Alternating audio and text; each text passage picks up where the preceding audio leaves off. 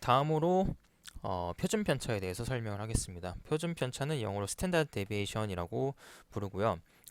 STD라고 이제 줄여서 쓰기도 하고, 이 STD의 어떤 특정 확률 변수의 STD는 분산의 제곱근으로 정의를 합니다. 그래서 분산에다가 제곱근을 취한 것이 바로 표준 편차가 되겠고요. 줄여서 시그마 기호로도 나타냅니다. 그래서 이 시그마 기호, 표준 편차 같은 경우에는 분산의 제곱근이기 때문에 원래 변수의 스케일로 퍼짐 정도를 나타낸 수치다라고 말을 할 수가 있습니다. 그래서 퍼짐의 정도를 어떤 변수의 스케일로 해석을 할 수 있게 해주기 때문에 유용한 수치다라고 할 수가 있게 되겠고요. 그리고 앞에 봤었던 이게 있죠. 분산의 스케일링을 했을 때 그것은 제곱 정도로 분산에 영향을 미친다라고 했었고, 인디펜던트 할 때는 확률 변수들의 합을 매긴 것에 분산을 취한 게 이제 분산을 취한 이후에 합을 매긴 거랑 같다라고 앞에서 얘기를 했습니다. 그리고 이제 여기서 보는 이제 곱의 법칙이 있는데요. 우리가 어떤 확률 변수의 곱을 취한 이후에 분산을 계산을 하는 게 이제 이런 식으로 계산이 됩니다. 그러니까 각각 변수의 그 표준 편차의 제곱, 즉 분산이죠. 분산과 평균의 제곱을 더한 거, 각각 변수에 대해서 이것을 할 수가 있겠죠. 걔네들을 다 곱한 것 마이너스 평균의 제곱을 다 곱한 것이 되겠습니다. 그래서 어떤 특정 확률 변수가 여러 개가 있을 때 그 여러 개의 변수에 대해서 곱을 취한 이후에 분산을 하는 것은 이렇게 간단하게 계산을 할 수가 있다. 조금 더 간단하게 계산을 할 수 있다라고 얘기를 할 수 있습니다. 그래서 이것 같은 경우에는 우리가 금융에서 여러 자산의 수익률을 곱할 때 이런 식으로 더 간단하게 계산을 바꿀 수가 있게 되겠습니다. 그 다음에 분포의 최빈값에 대해서 알아보겠습니다. 분포의 최빈값은 모드라는 이름으로 영어로 표기를 하고요. 최빈값은 말 그대로 빈도가 가장 높은 x의 값을 의미를 합니다. 그래서 수학적으로는 확률분포 px가 있을 때 그때 그 값을 px를 가장 크게 만들어주는 x의 값이 바로 모드 값이 되겠습니다. 그래서 argmax x, px로 수학적으로 정의를 할 수가 있게 되겠고요. 그래서 argmax 기호 같은 경우는 이제 많이 봤으니까 어느 정도 잘 익숙해졌게 되겠죠. 그래서 이런 식으로 확률 분포가 있을 때 최빈값은 이 y축이 지금 px가 되겠고요. x축이 x니까 px가 가장 커지는 타이밍의 x값이 되겠습니다. 그래서 이 경우는 모드 값이 바로 0과 2가 되겠죠. 그래서 이런 식으로 멀티모달 디스트리뷰션, 다봉 분포에 대해서는 모드가 한 개가 아니고 여러 개일 수도 있습니다. 그래서 뭐 이런 예시를 들어보면은 예를 들어 소득 분포가 불균등한 나라의 경우에는 잘 사는 사람도 많고 못 사는 사람도 많고 중산층이 적을 수도 있겠죠. 이런 식일 때에는 우리가 최빈값이 여러 개가 나올 수도 있게 되겠습니다. 그 다음에는 조건부 모멘트에 대해서 알아보도록 하겠습니다. 그래서 조건부 기대값 이런 것들 조건부 분산에 대해서 얘기를 해볼 텐데요. 두 개 이상의 종속된 랜덤 변수가 있을 때 우리가 하나의 변수에 대한 지식을 바탕으로 다른 나머지 한 개의 변수에 대한 기대값, 분산 등을 계산을 할 수가 있습니다. 먼저 기대값을 계산하기 위해서 쓰이는 Iterated Expectation, 즉 반복 기대값 법칙에 대해서 살펴보도록 하겠습니다. 이것은 우리가 이 x의 기대값을 계산하기 위해서는 이렇게 계산할 수 있다. 즉 y의 정보를 이용해서 계산을 할 수가 있다라는 그런 공식이 되겠습니다. 그래서 x의 기대값은 말로써 설명을 해보자면은 y가 주어졌을 때 x의 기대값을 다시 y의 기대값을 매긴 게 되겠습니다. 그래서 기대값을 연속으로 두 번 사용해서 반복된 기대값 법칙이라고 이렇게 부르게 되겠습니다. 이것을 증명하는 것은 이제 정의를 이용해서 쉽게 증명을 할 수가 있습니다. 그래서 얘를 이제 정의에 따라서 다시 써보면요. 이 안에 있는 게 바로 얘가 되겠고요. 얘는 바로 정의가 되겠죠. 정의에 따라서 다시 수식을 쓴 게 되겠고 그 다음에 y에 대한 기대값은 이렇게 나온 얘의 아웃풋을 우리가 y가 나올 확률을 곱한 이후에 시그마를 취한 게 되겠죠. 그래서 우리가 이 왼쪽에 있는 얘를 정의에 따라서 수식을 다시 쓰게 됐습니다. 그래서 이때 우리가 이 py는 이 y 시그마에 대해서 그 시그마는 다 더한 이후에 이 py를 취하나 안에서 이제 취하나 똑같게 되겠죠. 그래서 얘를 안으로 넣어줄 수가 있어서요.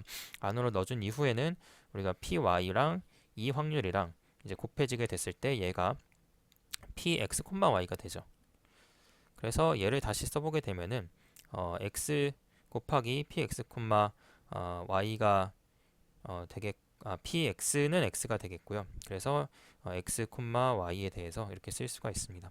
그래서 이제 그 x에 대한 그 expectation을 계산한 거랑 이제 똑같게 되겠고요. 그래서 우리가 얘를 이해하기 위해서 example을 이제 들어볼 수가 있는 게 전구의 example을 생각을 할 수가 있습니다. 이제 x 변수를 전구의 수명이라고 생각을 할 수가 있고요. y는 우리가 그 만들어진 공장이라고 생각을 할 수가 있습니다. 그리고 공장은 두 개가 있다라고 생각을 할 수가 있고요. 1공장, 2공장이 있다라고 해봅시다. 그리고 공장 1에서 생산된 전구의 평균 수명이 5,000시간이고 공장 2에서 생산된 애는 4,000시간이라고 가정을 해봅시다. 이때 또한 공장 1이 전체 전구 중에 60%를 만들어내고 공장 2는 전체 전구 중에 40%를 만들어낸다라고 해볼 때 우리가 무작위로 선택된 전구의 기대 수명을 이런 식으로 앞에 나왔던 공식을 이용해서 계산을 할 수가 있습니다. 그래서 무작위로 선택된 전구의 기대값, 수명의 기대값은 우리가 공장 1일 때의 수명, 그거의 expectation의 공장 1일 확률 플러스 공장 2일 때의 수명의 기대값 곱하기 공장 2일 때의 확률로 계산을 할 수가 있습니다. 얘가 5,000이었고요. 얘가 0.6이었죠. 플러스 4,000 곱하기 0.4 이렇게 계산을 할 수가 있게 돼서 결과적으로 4,600시간이 나오게 되겠습니다.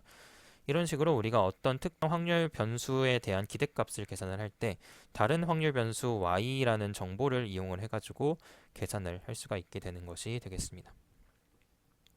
그리고 분산도 비슷한 공식이 있습니다.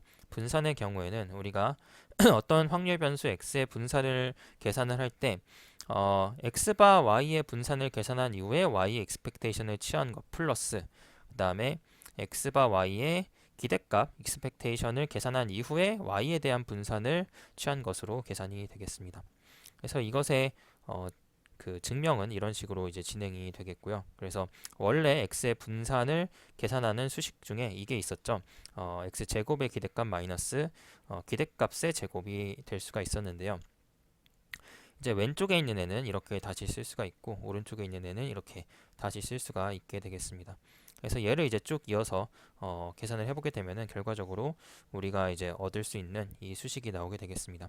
그래서 x의 분산은 결과적으로 이런 식으로 다시 계산을 할 수가 있다라고 얘기를 할 수 있겠고요. 그래서 이 mu x 바 y가 바로 expectation x 바 y랑 똑같기 때문에 이렇게 풀어서 쓸 수가 있습니다.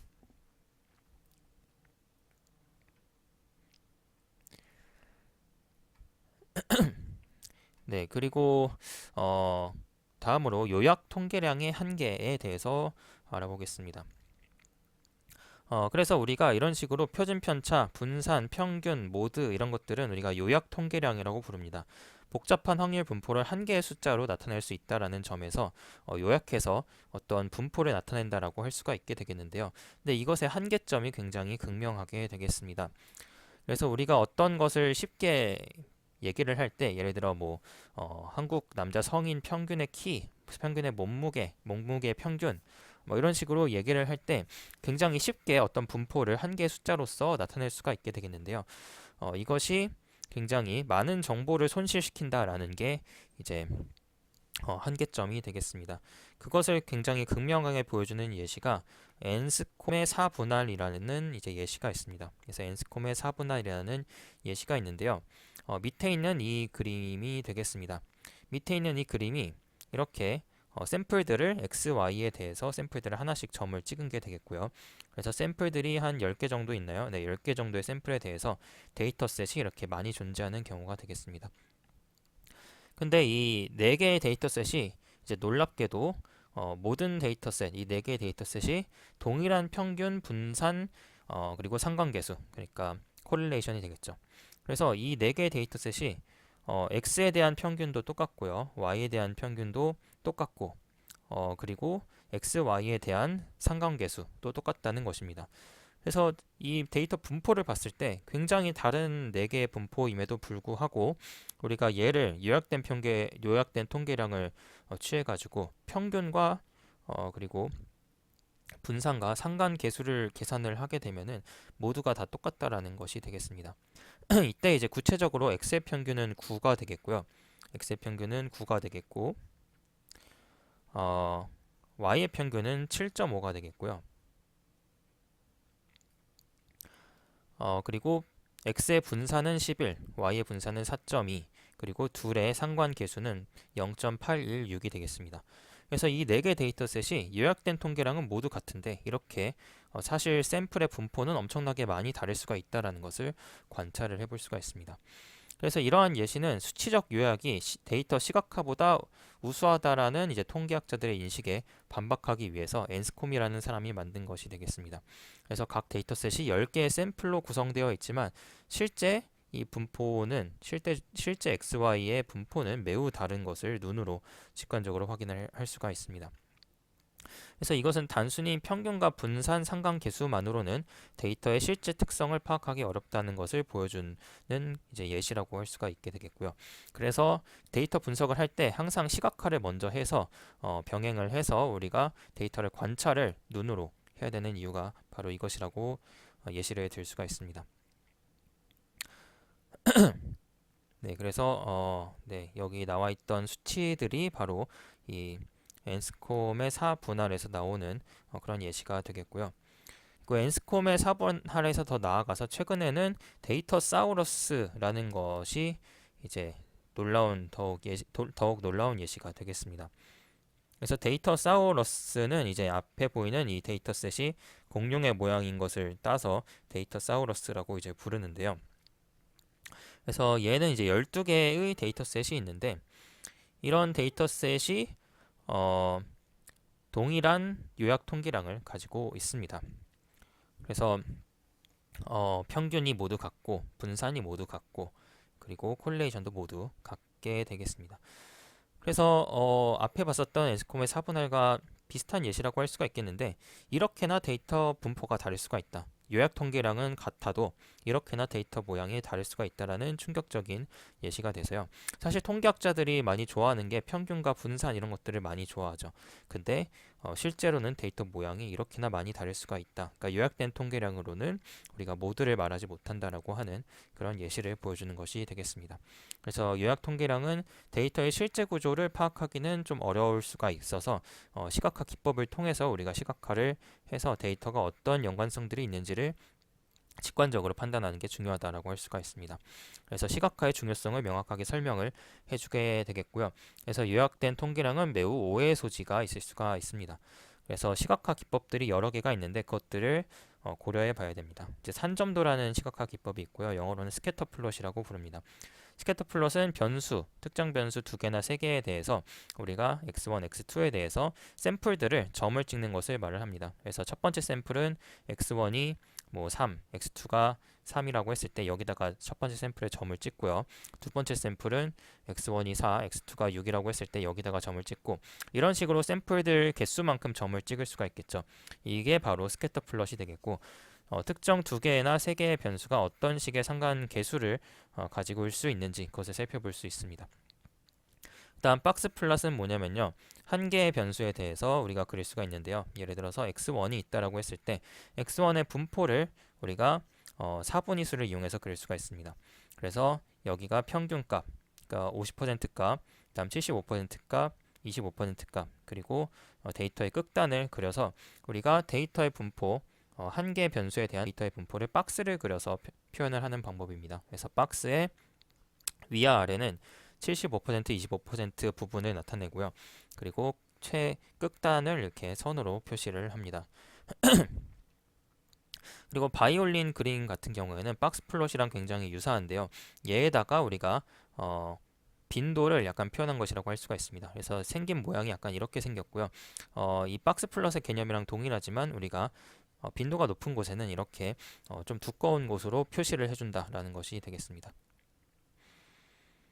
그리고 이러한 시각화 기법들을 통해서 판단할 수 있는 것은 우리가 아웃라이어, 즉 이상치가 어디에 얼마나 있는지를 판단을 할 수가 있고요. 어떻게 군집이 되어 있는지, 스캐터 플롯으로 보통 군집을 표현을 할 수가 있게 되겠죠. 그리고 비선형 관계, 그러니까 우리가 어떤 x1과 x2가 선형 관계가 아니라 이렇게 뭐 2차원의 관계로 나타나 있다든지 이런 식의 관계를 스캐터 플롯 같은 것으로 확인을 해볼 수가 있고요.